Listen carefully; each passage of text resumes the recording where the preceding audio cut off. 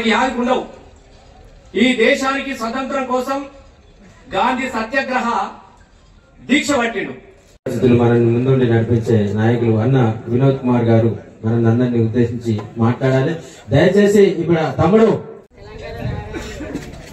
సభాధ్యక్షులు తోట ఆగయ్య గారు, రస్మయ్య బాలకిషన్ గారు, వేదికపై ఉన్నటువంటి పెద్దలకు అందరికీ పేరు పేరున, ఇక్కడికి వచ్చేసినటువంటి తెలంగాణ ఉద్యమకారులకు అందరికీ పేరు పేరున నమస్కారాలు చెప్పాడు.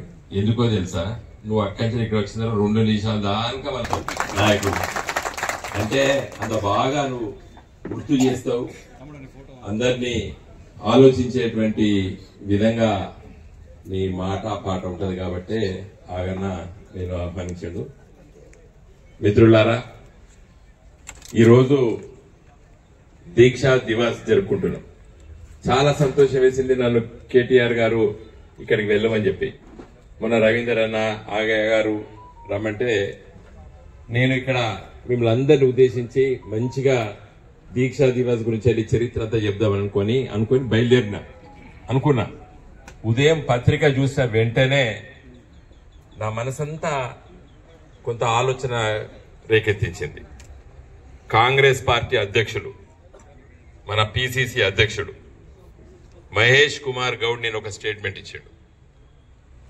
ఇంకా నేను అనుకున్నా, ఇంకా ఇది మహాత్మా గాంధీని సాబర్మతి ఆశ్రమం నుండి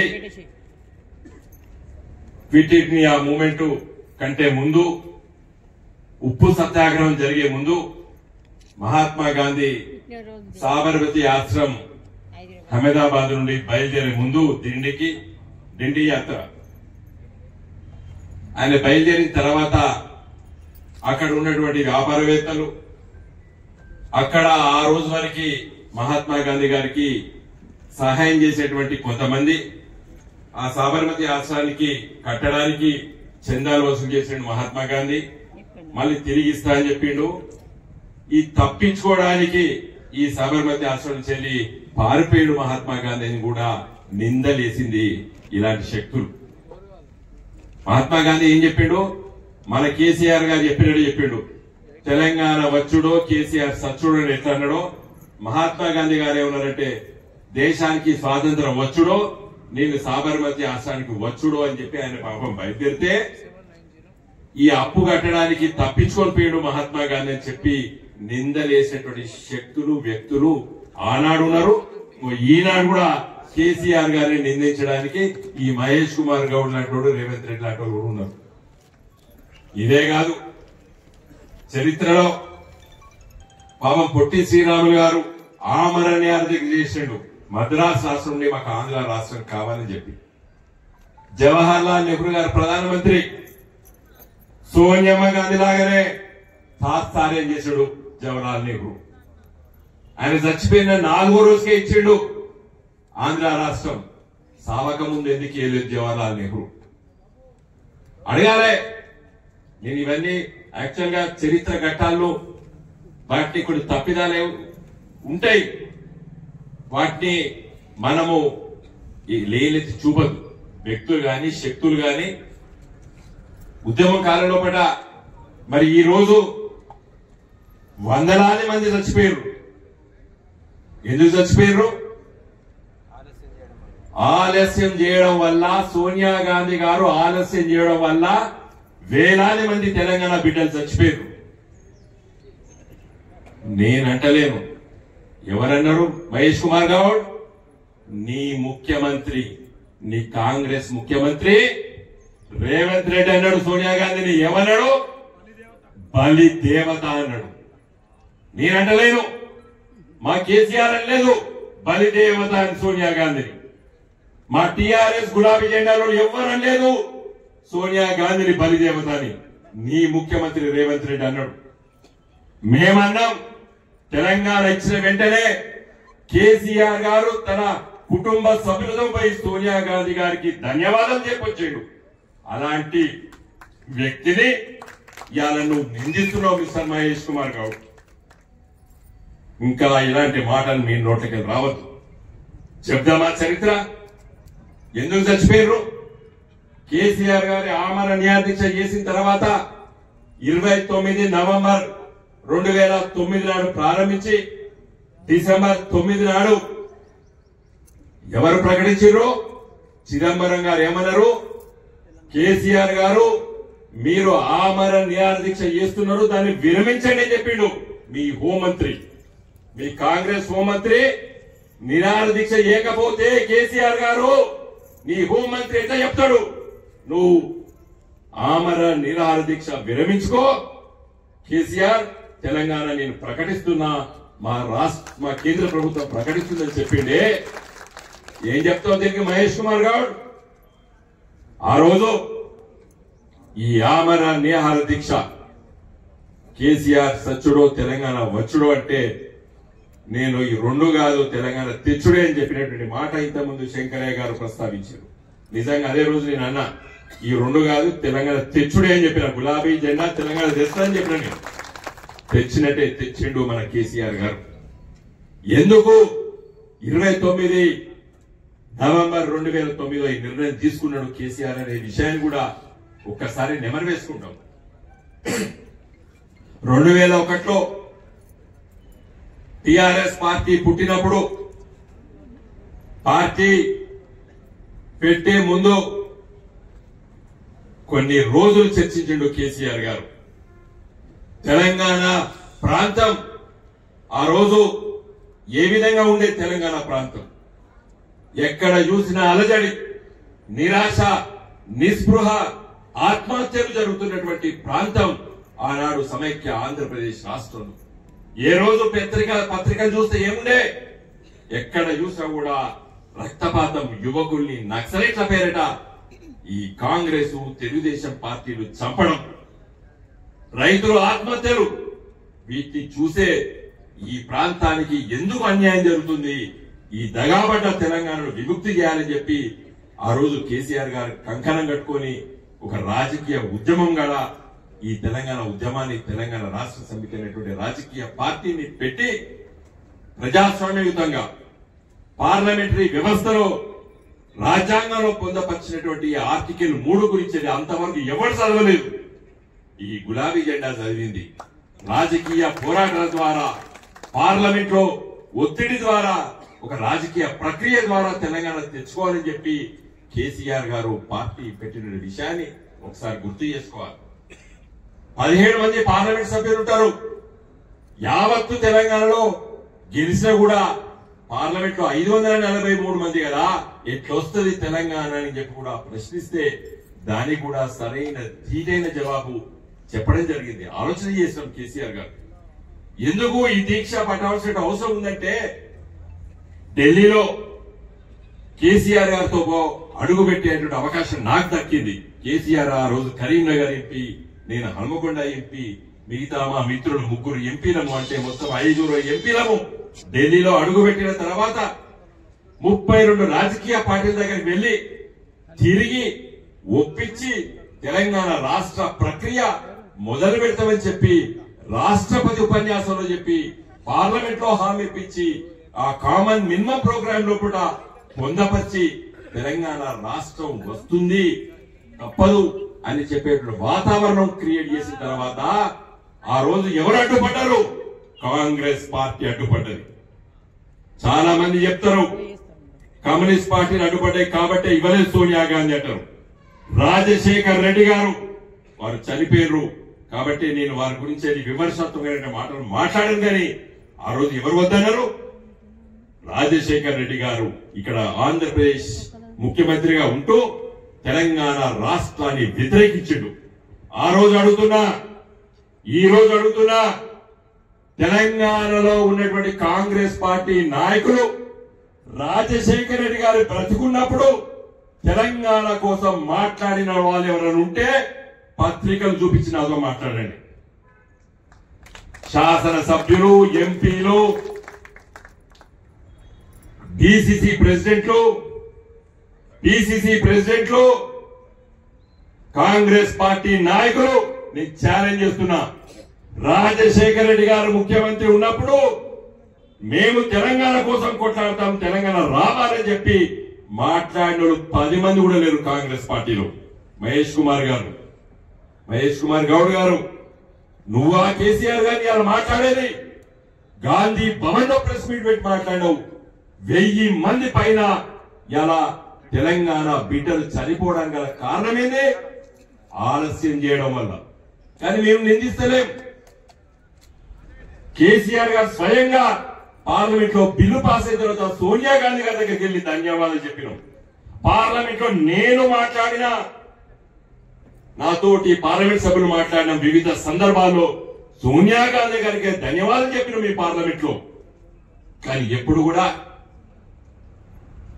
చిన్నపాటి ఇలాంటి ఆలస్యం చేసింది, ఇంతమంది చచ్చిపోయినరు, కారణం సోనియా గాంధీ అని చెప్పి రాజకీయంగా అప్పుడో ఇప్పుడు మాట్లాడినాం కానీ దాన్ని సీరియస్ గా తీసుకోలేదు. ఈ తెలంగాణ ఉద్యమం, తెలంగాణ రాష్ట్ర ఏర్పాటు ప్రక్రియ కేసీఆర్ గారు ఏం నినాదం ఇచ్చిండో తెలంగాణ వచ్చేది సాధ్యమైతది అని చెప్పి గులాబీ జెండా పెట్టినాం. కొన్ని ఆటుపోట్లు వచ్చినాయి. 2004లో మేమందరం గెలిచినాం. ఇదే వైఎస్ రాజశేఖర రెడ్డి తెలంగాణ రాష్ట్ర సమితిని అణిచివేయాలని చెప్పి, దీన్ని బొండిగా విసుకాలని చెప్పి చాలా మంది శాసన సభ్యుల్ని నువ్వు మార్చుకున్నావు, వెన్నుపోటు పొడిచిండ్రు. అయినా టిఆర్ఎస్ పార్టీ భయపడలేదు. పార్లమెంట్ ఎన్నికల్లో, తర్వాత జరిగినటువంటి శాసనసభ ఎన్నికల్లో ప్రజలు కూడా పెద్ద స్పందించి మాకు ఓట్లు వేయలేదు.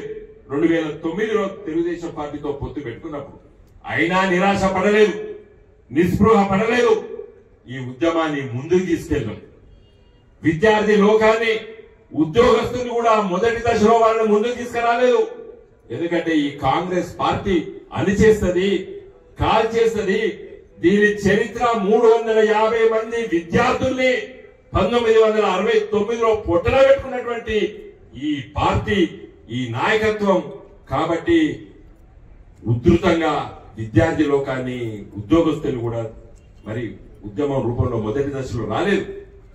ఎప్పుడైతే డిసెంబర్ 9, 2009 లోపల చిదంబరం గారు తెలంగాణ రాష్ట్ర ఏర్పాటు ప్రక్రియ మొదలు పెడుతున్నామని చెప్పి కేసీఆర్ గారిని మరి నీ నిరాహార దీక్ష విరమించుకోమంటే కేసీఆర్ గారు విరమించుకున్న తర్వాత తెలంగాణ ప్రజలు చాలా ఉత్సాహంగా పండుగ జరుపుకున్నటువంటి సందర్భంలో తెల్లారే ఇదే కాంగ్రెస్ పార్టీ ఆంధ్ర నాయకులు చంద్రబాబు నాయుడుతో కుమ్మక్కై మరి తెలంగాణ ఉద్యమం ని అణచడానికి, రాష్ట్ర ఏర్పాటు ప్రక్రియను నిర్వీర్యం చేయడానికి మళ్ళీ ఆంధ్రాలో మరి కాంగ్రెస్, తెలుగుదేశం పార్టీలు జతగట్టుకొని ఆడ మరి నీరుగార్చిండ్రు ఆ ప్రకటన.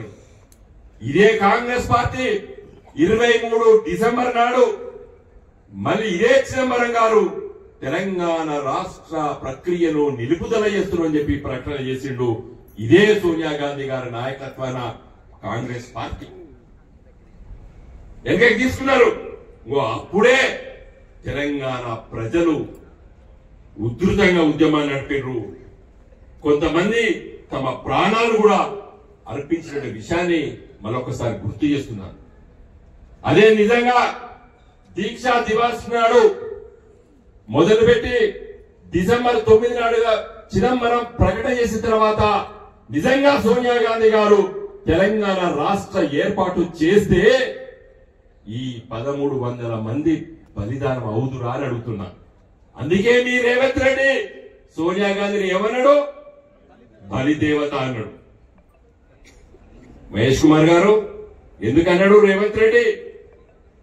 సోనియా గాంధీ ఆలస్యం చేసినందుకు, ప్రకటించినటువంటి తెలంగాణ రాష్ట్ర ఏర్పాటును నిర్వీర్యం చేసేందుకు ఇవాళ మరి లాంటి మాటలు మాట్లాడారు.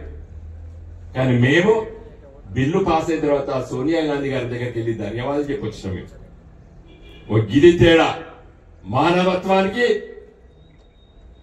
నిరంకుశత్వానికి తేడా.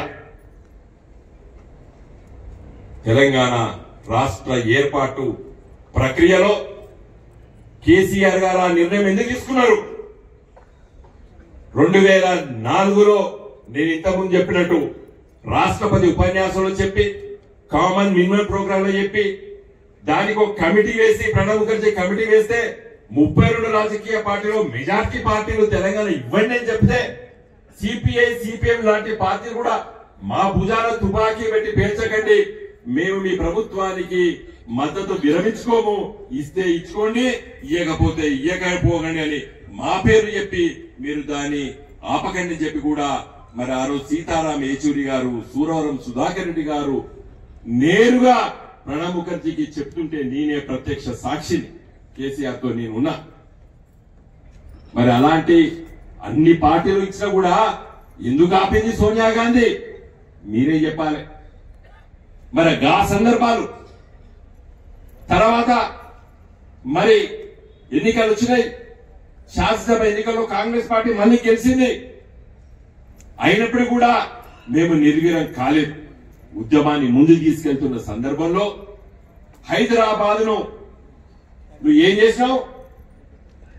ఏది ఉద్యోగాల లోపల, చదువు లోపల హైదరాబాద్ ని మరి ఒక యూనియన్ టెరిటరీ కాదు కానీ ఆ విధంగా ఇది కేంద్రం లోపల అంటే సెంట్రల్ పూల్ లోపల తీసుకొని వస్తే మరి ఆ రోజు దాన్ని వ్యతిరేకించి ఇవన్నీ కూడా సిద్దిపేట ఒక గొప్ప బహిరంగ సభ పెట్టి మళ్లీ ప్రజలు చైతన్యం చేసి ఈ అహంకార పూరితమైనటువంటి కాంగ్రెస్ పార్టీ రెండోసారి అధికారానికి వచ్చిన తర్వాత హైదరాబాద్ లో కూడా ఉద్యోగ అవకాశాలు, చదువుకునే అవకాశాలు తెలంగాణ బిడ్డలకు ఇవ్వడానికి వీలు లేకుండా జీవోలు తీసుకొస్తున్నది ఈ కాంగ్రెస్ ప్రభుత్వం అని చెప్పి నిరసన చేసి మరి ఆ రోజు ఆమర నిరాహార దీక్షకు కంకణం కట్టుకున్నటువంటి నాయకుడు కేసీఆర్ గారు.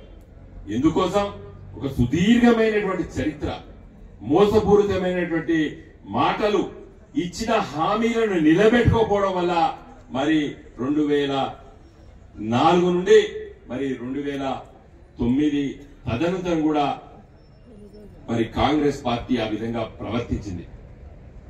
శ్రీకృష్ణ కమిటీ రిపోర్టు కూడా మరి దాన్ని తాత్సారం చేసి దాన్ని నిర్వీర్యం చేసి తెలంగాణ రాష్ట్రం ఇస్తే ఈ విధంగా ఇవ్వచ్చని చెప్పి సూచనాప్రాయంగా చెప్పినప్పటికీ కూడా అక్కడ కూడా వక్రీకరించి మరి కాంగ్రెస్ పార్టీ ముందుకెళ్తున్న సందర్భంలో మరి ఆ రోజు మరి కేసీఆర్ గారు తీసుకున్నటువంటి నిర్ణయమే ఈ దీక్ష దివాస్. ఇంతకుముందు వక్తలు చాలా మంది చెప్పిండ్రు కొత్త తరానికి మరి చెప్పాలి కదా విషయాలని చెప్పి. చరిత్ర ఇట్లాంటిదంటే చెప్పుకున్నదే చరిత్ర, చెప్పుకోకపోతే మర్చిపోతారు. కాబట్టి ఈ దీక్షా దివాస్ ని మనం చాలా గొప్పగా జరుపుకోవాలని చెప్పి మన పార్టీ తీసుకున్న నిర్ణయము మళ్ళొక్కసారి మరి నెమరు వేసుకోవాలి. నెమరు వేసుకున్న పదం ఎంత గొప్ప పదం. తిన్నదాన్ని కడుపులో వేసిన తర్వాత మళ్ళీ తీసుకొని వచ్చి మళ్ళీ నవిలి మళ్ళీ మింగుతేనే మంచిగా అరుగుతుంది, ఒంటికి ఇముడుతుంది. కాబట్టి నెమరు వేసుకోవాలి. నేను చెప్పిన విషయాలన్నీ కూడా చరిత్రలో కూడా కొన్ని ఘట్టాలు మాత్రమే మీ దృష్టికి తీసుకొచ్చిన. మరి నిన్న కాంగ్రెస్ పార్టీ ఆఫీస్ లో గాంధీ భవన్ లో ఇక్కడ మాట్లాడితే నేను పట్టించుకోకపోతే మహేష్ కుమార్ గౌడ్ స్టేట్మెంట్, కానీ గాంధీ భవన్ లో మాట్లాడినట్టే వెనుక కంపల్సరిగా రేవంత్ రెడ్డి హస్తం ఉంటది. గాంధీ భవన్ లో అంటే ఈ రోజు యావత్తు తెలంగాణ ప్రజలు మళ్ళీ కేసీఆర్ గారిని గుర్తు చేసుకుంటున్నారు, చాలా గొప్పగా వాళ్ళు మాట్లాడుకుంటున్నారు. దీన్ని వమ్ము చేయడానికి ఒక కుట్రపూరితమైనటువంటి ప్రెస్ మీటు నిన్న పెట్టడం జరిగింది కాంగ్రెస్ పార్టీ. కాబట్టే నేను ఈ ఘట్టాలన్నీ నేను తీసుకున్నాను. మిత్రులారా, ఇంతకుముందు మాట్లాడినటువంటి మిత్రులు చెప్పారు, ప్రజలు మొన్నటి ఎన్నికల్లో పట్ల నిర్ణయం తీసుకున్నారు. ఎందుకు తీసుకున్నారు నిర్ణయం? మనకు వ్యతిరేకంగా పెద్ద ఎత్తున కూడా ప్రజలు వ్యతిరేకించారు. కేవలం 1.8% ఓటర్లు, అంటే ఊరికి 10 మంది ఓట్లయితే గెలుతాం మనం. ఊరికి 15-20 మంది ఓట్లేసినా కూడా మన ప్రభుత్వం వచ్చింది. దురదృష్టవశాత్తు సరే ప్రజల నిర్ణయాన్ని మనం శిరసావహించాలి. ఇలా నిర్ణయం చేసారు. ఎందుకు చేసిండ్రు? రేవంత్ రెడ్డి ఏం చెప్పిండు? ప్రజలు మోసపోవడానికి సిద్ధంగా ఉన్నారో నేను మోసం చెప్తా.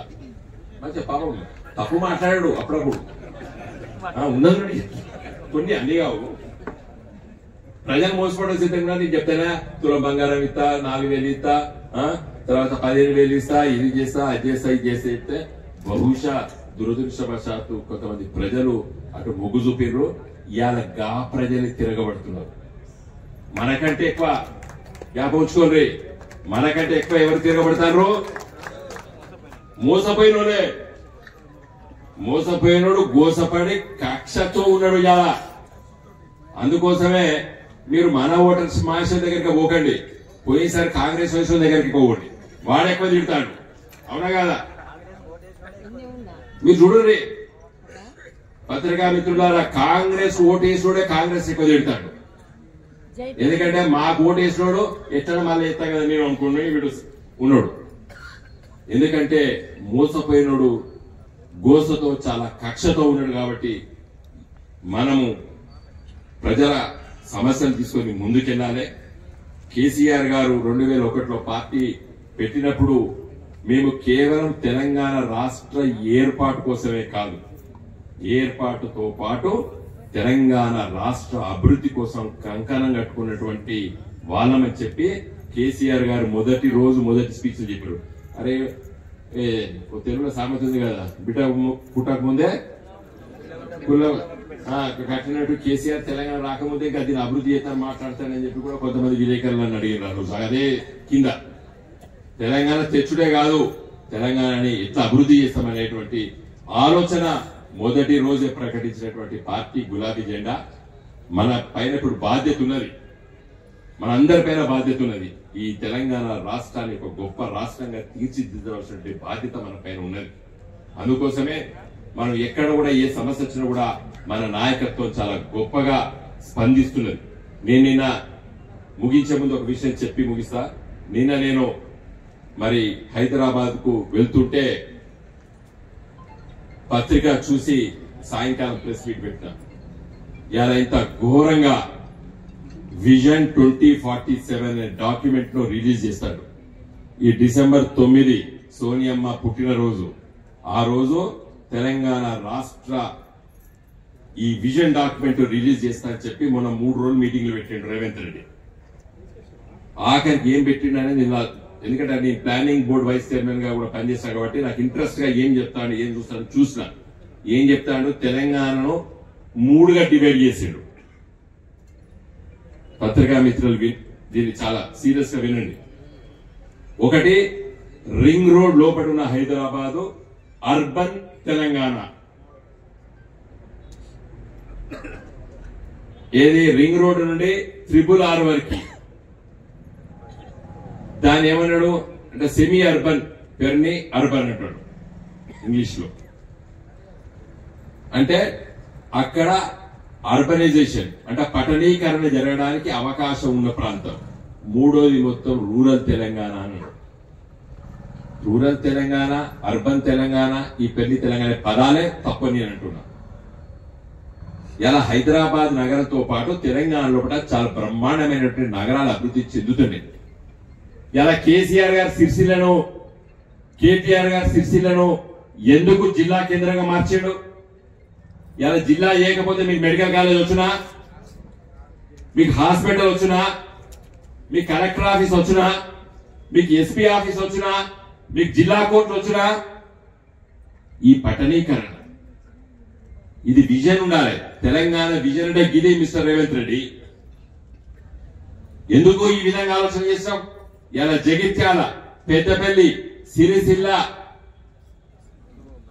ములుగు, భూపాలపల్లి, మహబూబాబాద్ ఇలా చెప్పుకుంటా పోతే 33 పాత జిల్లాలతో పాటు చేస్తాం. అంటే యావత్తు తెలంగాణ లోపల గ్రామీణ ప్రాంతాల్లో ఉన్నవాడు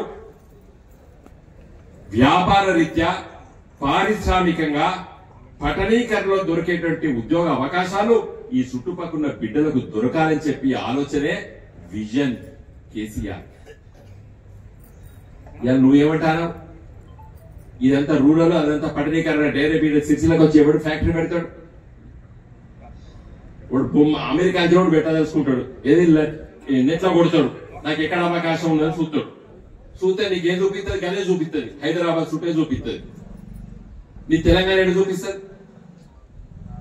ఇదే నేను ప్రశ్నించిన. నేను నీ డాక్యుమెంటే ఇర్రిలవెంట్ తెలంగాణ. చర్చ పెడదాం. నేను అడిగిన ప్రశ్నకు జవాబు చెప్పు.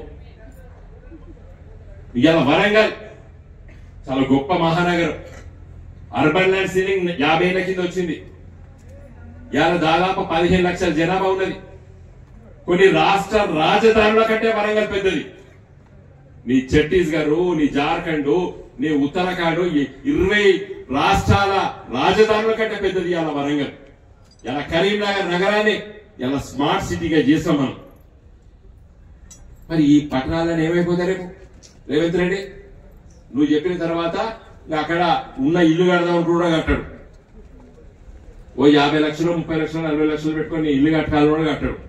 నాకు మొన్న చక్రపాణి చెప్తాండే, అన్న మా సిరిసిల్ల పని అయిపోయింది అట్లా పని చెప్పిన ఏమన్నా అన్నా లేదు పని అయిపోయింది అన్నాడు. పని అయిపోతే వాడు 2 ఏళ్ళు 3 ఏళ్ళు ఉండే తర్వాత మనమే కదా, నువ్వు అట్లా మాట్లాడక ఎవరితో మాట్లాడగలుగుతావు.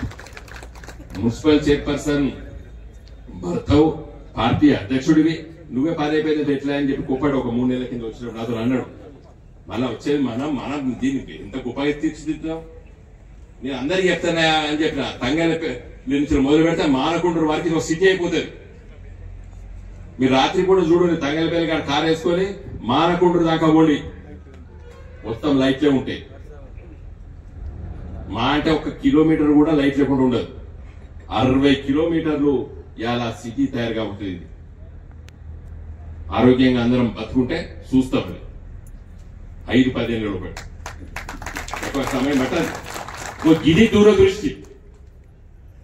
ఇది కేసీఆర్ గారి నాయకత్వాన మన కేటీఆర్ గారు మున్సిపల్ అడ్మినిస్ట్రేషన్ మినిస్టర్ గా మనం ఎన్ని ఆటంకాలు చట్ట ప్రకారంగా ఉన్నప్పుడు కూడా వాటిని వమ్ము చేసి ఇలా ముందు తీసుకెళ్ళాం మనం. కాబట్టి మిత్రులారా, ఈ చివరి 2-3 నిమిషాలు ఎందుకు చెప్పినంటే, మనం చరిత్ర చెప్పుకొని కూర్చొని ఉండడం కాదు, చరిత్ర నిర్మించటం. We have to create history. చరిత్ర నిర్మించాలి. మనందరం కూడా చరిత్రలో భాగమే ఉండాలి. చరిత్ర చదువుకోవాలి, కొత్త చరిత్ర నిర్మించాలి. కాబట్టి అందులో భాగంగానే చివరిగా నేను ఈ విజన్ 2047 గురించి వెళ్ళి మాట్లాడడం జరిగింది. అతి ముఖ్యమైన విషయం మన దీక్ష దివస్. దీన్ని తెలంగాణ ఉద్యమాన్ని మలుపు తిప్పిన చారిత్రాత్మకమైన రోజు అని చెప్పి కూడా మనం చెప్పుకుంటూనే ఉన్నాం. డెఫినెట్ గా ఇది ఆ రోజే. ఈ రోజు ఏదైతే మనం ఆ రోజు 29 నవంబర్ 2009 ఏ సంకల్పంతో కేసీఆర్ గారు నిర్ణయం తీసుకున్నారో అది కేవలం 10 రోజుల్లో పట్టిన యావత్తు తెలంగాణ అలజడి లేపి ఆ ఉధృతానికి భయపడి డిసెంబర్ 9 నాడు కాంగ్రెస్ వర్కింగ్ కమిటీ నిర్ణయం తీసుకొని తెలంగాణ రాష్ట్ర ఏర్పాటు ప్రక్రియ మొదలు పెడతామని చెప్పి చిదంబరం గారు ఆ రోజు స్టేట్మెంట్ ఇచ్చారు. అదృష్టం నాది. ఏం తెలుసా, చిదంబరం గారు మొదటిగా ఫోన్ చేసింది నాకు. మీ సార్ ఏమంటాడు, మీ బాస్ ఏమంటాడో తెలుసుకో అని చెప్తే నేను కేసీఆర్ దగ్గర పోయి చెప్తే జయశంకర్ సార్తో మాట్లాడి కేసీఆర్ గారు డిక్టేషన్ ఇస్తే అక్కడ రాసి పక్కకు సంతోష్ ఉంటే రాసి అది మళ్ళీ మేము ఢిల్లీకి పంపితే ఆ రోజు ఆ ప్రకటన ఏ విధంగా ఉండాలని చెప్పింది కూడా కేసీఆర్ గారి నోటి నుండి వచ్చినటువంటి వ్యాఖ్యానాలే ఆ రోజు మళ్ళీ చెప్పినాం. తెలంగాణ రాష్ట్ర ఏర్పాటు ప్రక్రియ డిసెంబర్ 9 సాయంకాలం ప్రకటన చేసిన వెంటనే కేసీఆర్ గారు ఆమరణ నిరాదీక్ష విరమించుకున్న తర్వాతనే నేను నిద్రపోతా అని చెప్పి కూడా కేసీఆర్ చెప్పు అని చెప్పింది కూడా నాకే. నేను ఆ విషయం చెప్పిన తర్వాత ఆ ప్రకటన చేసిన తర్వాత చాలా సంతోషంగా ఉన్నాం. తెల్లారి మరునాడు మరి ఈ ఉద్యమాలు పేరిట తీసుకున్నటువంటి నిర్ణయం కంటే మొదలే నేను అదేవిధంగా ప్రొఫెసర్ జయశంకర్ గారు ఢిల్లీకి పొమ్మని చెప్పి కేసీఆర్ గారు ఆదేశిస్తే 10 నాడు ఉదయం పూటనే మేము ఢిల్లీకి వెళ్ళడం జరిగింది. మేమిద్దరము రాండి, కానీ మీరు ఎవరు అవపడకండి, ఎక్కడో ఉన్నట్టే ఢిల్లీకి ఒక 40 కిలోమీటర్ల దూరం పోయి ఉంటే మా రోజు నీరు గారిపోయింది మాకు. ఎందుకంటే ఆంధ్ర మీడియా తెలంగాణ వ్యతిరేకంగా మరి టీవీలలో దీంట్లో ఉధృతంగా ప్రచారం చేసినప్పుడు దానికి మరి తలవంచిన కాంగ్రెస్ పార్టీ డిసెంబర్ 23 నాడు ఎందుకు విరమించుకున్నదో మరి మహేష్ కుమార్ గౌడ్ చెప్పాలి. ఇతని 100 చెప్తా, నువ్వు ఒకటి మాట్లాడడం లేదన్నా. అదే కదా, ఎందుకు పెట్టవచ్చు, నేను ఎవడు పెట్టుకోవడానికి నేను ప్రెస్ మీటు ఏం అవసరం. మన దాంట్లో కొన్ని పెడతాడు, ఏం పెడతాడు, కేసీఆర్ కాబట్టి తెలంగాణ వచ్చింది కానీ ఆయనే కాదు కారణం అంట. మన లాస్ట్ చెప్తాడు కేసీఆర్ లేదంటే ఎవరు ఉంచుతాడు నేను. కాబట్టి దయచేసి ఇలాంటి మాటలు అప్పుడప్పుడు కలిసినప్పుడు మంచిగా నవ్వుతాడు నాతో. నేను కూడా విమర్శ చేస్తా అంతే మిస్టర్ మహేష్ కుమార్ గౌడ్. క్లారిఫికేషన్ ఇవ్వకపోతే ఏమైందంటే మా ప్రజలు మొన్న మీరు రోజు 4 తిడతారు, మేము సపరేట్ కూర్చున్నాం కాబట్టి మేము ఓడిపోయాను.